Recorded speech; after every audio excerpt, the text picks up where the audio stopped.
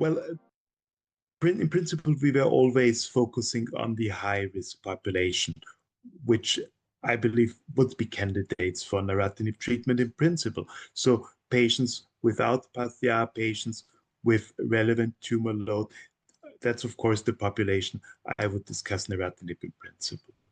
In more general terms, it's difference in between the FDA and the EMA approvals. FDA approval more general, EMA approval just for patients with hormone receptor positive, HER2 positive disease. Now, we've seen relevant data from ESMO with the integration of T-DXd now in this field as well, both in the neoadjuvant setting, DESTINY-Breast11, but perhaps more relevant even so in the post-neoadjuvant field, DESTINY-Breast5, where even in the absence of any approval, you could assume that T-DXd is already the standard of care in patients with node-positive disease at surgery after neoadjuvant treatment.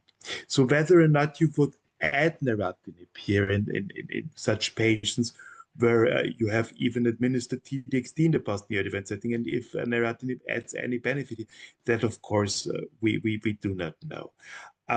Up until now, we've used neratinib usually in the clinical routine here in patients who have received neoadjuvant treatment, patients with hormone receptor positive, HER2 positive disease, had non-PATHR and the relevant residual tumor load.